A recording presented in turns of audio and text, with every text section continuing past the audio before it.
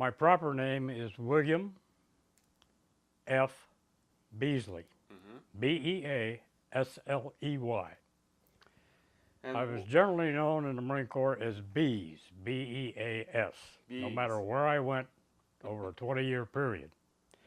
My friends refer to me as Bill. What is your birthday? October 5th, 1930. And where were you born? I was born in a little town called Cody, Cody, Mm-hmm. Nebraska. Mm-hmm. And as an infant, my family moved to Lincoln, Nebraska, where I grew up, went to school, and where I enlisted in the Marine Corps in 1948. Whoa. Tell me about the school you graduated. I graduated from Lincoln High School. Lincoln High School? Lincoln High School. When? June of 1948, Mm-hmm. the day after the last day of classes, I went down to the post office. I was going to join the Navy. Huh. The Navy recruiting office was closed, but there was a Marine sergeant sitting inside the Marine recruiting office. He asked if he could help me, and I said, well, I don't think so. I'm thinking about joining the Navy. He told me it would take me 4 to 6 weeks before the Navy could take me. But if I wanted to leave pretty quick, he had an opening or two. I said, well, yeah, I'm interested. He signed me up, and I was in the Marine Corps. When was it? This was in June of 1948. I come to find out that buck sergeant in the Marine Corps was dating the same girl I was interested in high school, and he wanted to get rid of me. So and he did. You joined the Marine right after your Right graduation? after. I did not go to our graduation ceremonies. The night my graduating class were getting their diplomas, Mm-hmm. I was at Marine Corps Recruit Depot, San Diego, wondering what in the heck I had gotten myself into. Why? Well, boot camp in those days was a lot different than boot camp of today. And that's enough said on that subject. Tell me about it. The DIs had fewer restrictions on them than they do today. The method of training was hard, And some harsh. physical, and none of us were quite prepared for what we found once we got aboard the recruit depot. So how did you survive that? Just pure will, I guess. I was too stubborn. I wasn't going to quit because I knew if I quitted and went home that I'd never live it down. And I knew as long as the man on my right or my left was there, I was going to be there. Where did you get that training? Where was it? Maybe it came up my life. I was a single child. I lived for 5 years in a Lutheran orphanage, which pretty much prepared me for the type of life you find in the Marine Corps, living in a squad bay with a bunch of other people, having a strict discipline to adhere to. Mm-hmm. And so it seemed a natural transition. And at that time, when I was in high school, I wasn't top of my class by any shakes academically. Mm-hmm.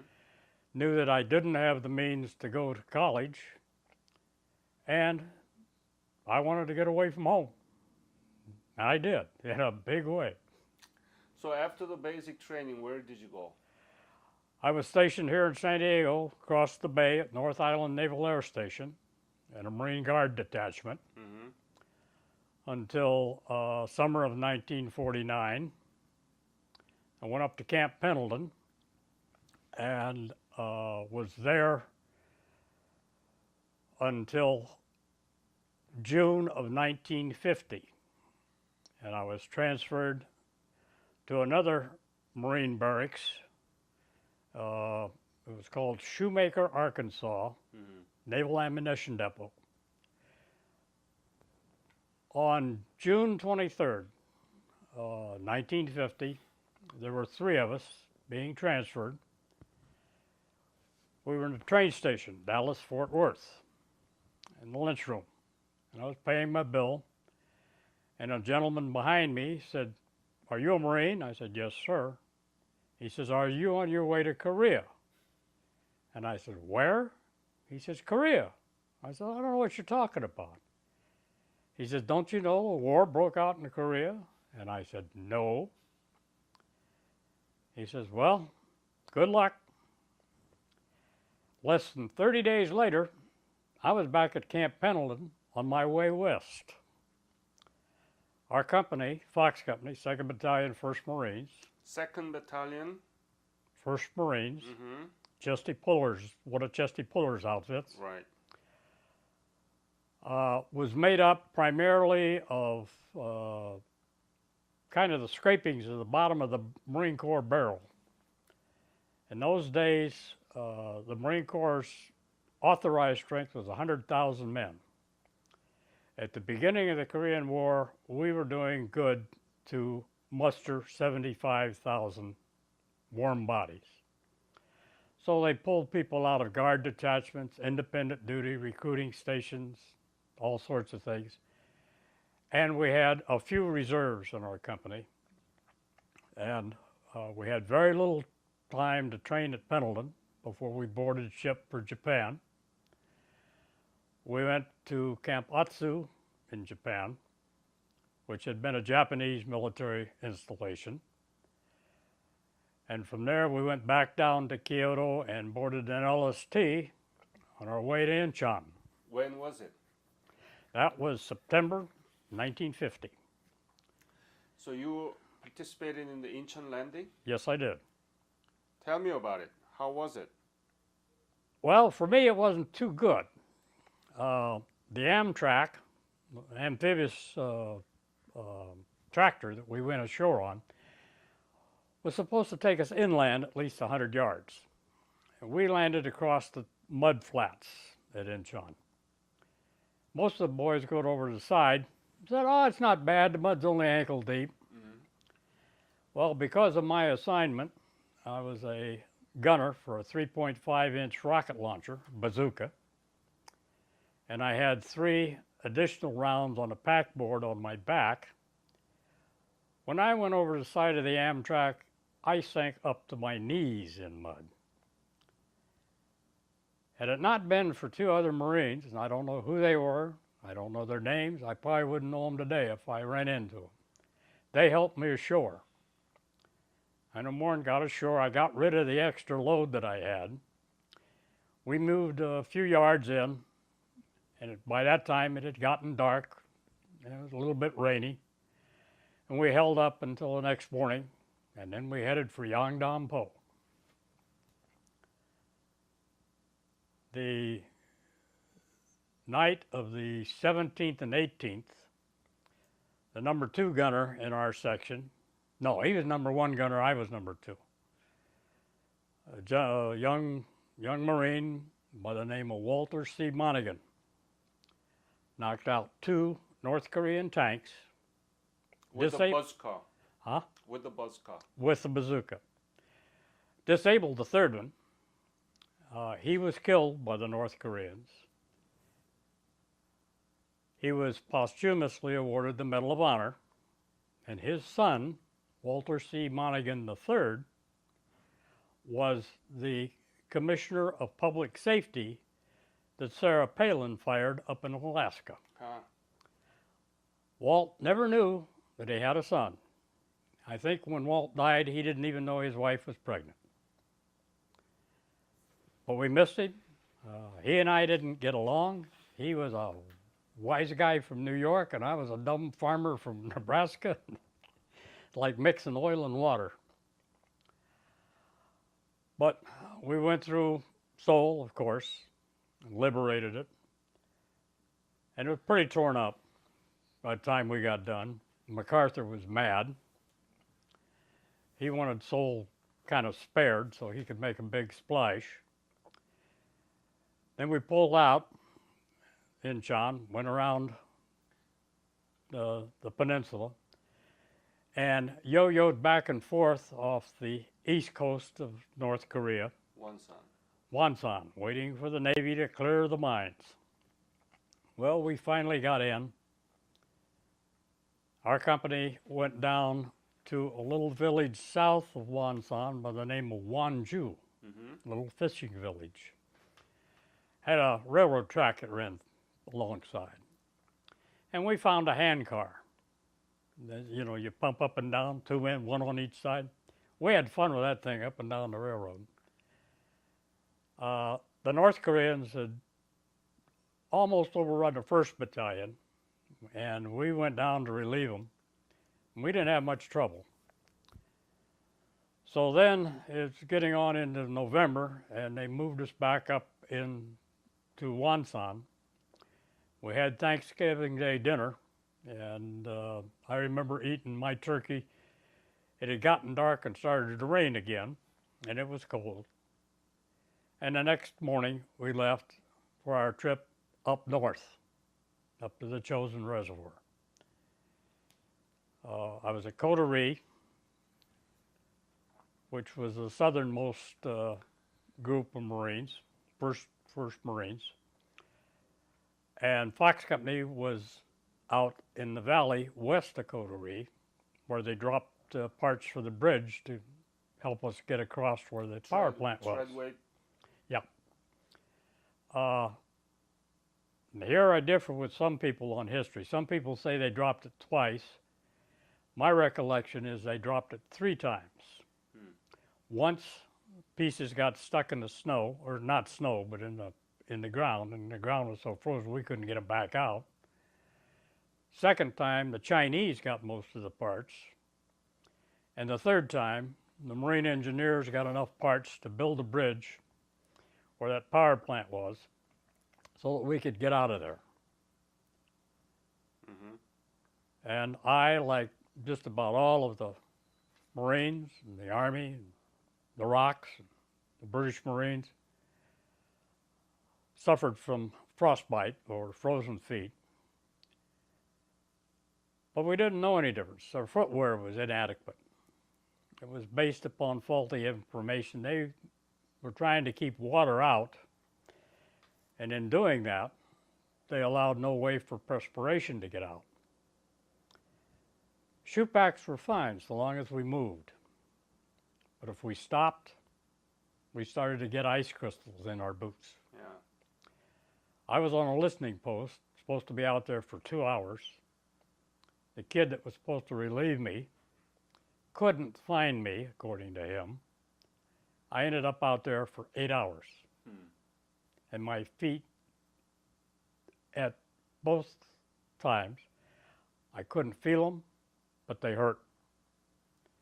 Had a Navy corpsman take a look at my feet, and he asked me, or told me, ordered me, to go over and sit in the corner of the tent with my boots and my socks off. Don't touch them, just sit there. And every 30 minutes or so, he'd come by and take a look at them.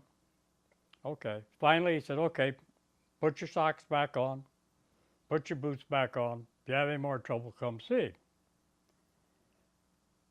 Well, I didn't have any more trouble up there in Coterie, but over the years, I started having trouble with my feet. Finally found out that it was exposure to the extreme cold we had up there. Yeah. Frostbite. Frostbite. And now I'm a disabled veteran. But I was able to spend 20 years in the Marine Corps. But from Coterie, where did you go? After Coterie, we marched down the hill. Trucks picked us up at the bottom, and we went into Hungnam. You didn't go up from Coterie? No, we stayed in place because about that time, General Smith had made the decision that he was going to consolidate the Marines. MacArthur and his intelligence officer, Willoughby, Yeah. that jackass, Yeah. you can edit that out, No, we want to put it in. told him that the Chinese would never come across the border, that any Chinese we ran into were just incidental. we kept running into Chinese all over the place. And some of them came into our lines simply because they were in worse shape than we were. Their feet were like blocks of ice. I mean, not literally, but actually. But General Smith made the decision to consolidate. So he pulled all the Marines back from the reservoir, from Hagaru, Udamni, back into Coterie in leapfrog fashion, one unit back through another. As they pulled through us, they'd stop, get warmed up a bit, what we had in the way of tents up there or any other structures that we could put a stove in, warm up a bit, and then head on down the hill. We were one of the last units to leave Coterie. The last one, to the best of my knowledge, was a Marine tank platoon. And the tank commander, platoon commander, lieutenant, blocked the road with his tank because it had become disabled to keep the Chinese from getting too close. And on the way down, we ran into roadblocks. If there was a gap in the line, and because of winding road going down the hill, the Chinese very quickly moved in to fill those gaps, and we had to clear the roadblocks again. It was a long night. It was a long walk, and we were darn glad to get out of there. So from Hungnam, where did you go? Went down to Pusan, and from Pusan went over to what the Marines call the bean field in Mason, where we had Christmas dinner. We had 2 Christmas dinners, because while we were sitting on the train that brought us from Pusan to Mason, we noticed there was a supply train next to us. Now, the Marines are always good at what's known as a midnight requisition. If you know what that means. Yep. We liberated some supplies that the Army had provided for our Thanksgiving Day dinner. You liberated, right? Yeah, we liberated them. So the Army had to replace all those supplies. So we had 2 Christmas Day dinners. And from there, I stayed in Korea. I was in Korea a total of 360 days.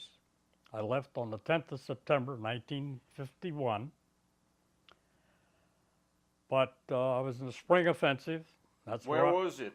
Where were you in the Spring Offensive? Do you remember? I got wounded in the Chosin Reservoir. Hwachon, yes. Yeah. Yeah. That's got a couple pieces of shrapnel from a Chinese mortar. And didn't even know I was hit until I was helping a corpsman work on another man. And the corpsman saw blood dripping off my fingers. And he says, "I think you got a piece." And he cut up my field jacket. Says, "Okay, buddy, down the hill." Put a tag on me. I was in an Army MASH unit, medical unit, for about 4 or 5 days down in Taegu, and then went back up on the line again, and stayed with the company until September. And Where were you after the? I don't know. We were just south. Well, we had been up far north. We could see what became known as Pork Chop Hill. Yeah. That area. And our company, no, our whole damn battalion, had been pulled back into reserve. And it was iffy. There were 3 of us from the company that had made the Incheon landing still remaining, whether we would go back into action or if they would send us back down to Pusan to rotate back to the States. Fortunately, we rotated back to the States. Tell me about the Hwachon battle, the lake where you got wounded. Well, I didn't get to see much of it. I was on the reverse side of the hill, dug in, when the mortar barrage started. It was early in the morning. We were getting our gear together, get ready to move out. And we're packing everything up. We dug slit trenches, if you will, shallow foxholes. and I was standing up, bent over position, and I felt something and hit my left elbow, like somebody had taken a ball bat and slugged me with it. And because of confusion, I didn't think much of it until the corpsman found out, you got a wound, you're going down for a while. But I heard that it was a severe battle there, right? In It Hwachon. was. It I was. mean, so many Chinese were killed there too, right? Yep. Yeah. Yeah, But luckily you were at the other side of it. yeah, I was on the reverse slope that morning simply because the weapon I carried, the 3.5 inch bazooka, was an anti-tank weapon. By that time, the Chinese had no tanks. The Koreans, if they had them, they didn't use them. The 3.5 turned out to be a very effective weapon against the Russian T-34 tank. Yeah. The Army had used the old World War II 2.36 inch rockets down at the Pusan perimeter, and the T-34 Russian tank got a reputation of invincibility. Well, we soon destroyed that reputation when we showed up. So you didn't know anything about Korea before you left for Korea? Never heard of it. Never heard of it? Never heard of it. Have you been back to Korea now? No, when I was stationed in Japan in 1958, 58, 59, I had a chance to go back to Korea, but I didn't. I would like to go back and, if not trace our route from Incheon to Seoul, just to see how Seoul looked. Because Seoul was then, and pardon the expression, kind of a backward capital. Very few two-story buildings. We pretty much tore it up, but I've seen pictures of Korea, and the one that always amazes me is the nighttime shots from space. Korea, South Korea, brightly lit. North Korea, a black hole. And you asked the previous interviewer about the forgotten war. All my life I've detested that term because the Korean War was not a forgotten war. The Korean War was an ignored war. The American public was never prepared to go back to war after World War II so soon. And unless you had family back in the States, no one was interested. When I returned from Korea and went home on leave, people would say, "Oh, where you been?" "Well, Korea." "Where the hell's that?" You know. Had no idea what was going on. And because I spent 16 of my 20 years in the Marine Corps in the information field, if you will, photographer, motion picture cameraman, I'm aware of what can be done with the audiovisual media. And I'm ashamed of our country for reducing the Korean War to one small paragraph in a textbook. Because I look at what we and the South Koreans did as the beginning of the fall of communism. Yep. Had it not been for Harry Truman and the Russian ambassador walking out of the UN, figuring we wouldn't do anything, who knows where we'd be today. At the Security Council, yes. Yep. Malik Yep. is the ambassador, and exactly. Yep. He got up, walked out, figured they wouldn't take a vote. He did. Harry Truman took action under the UN banner, and there we go. You want to go back to Korea? I would like to, yes.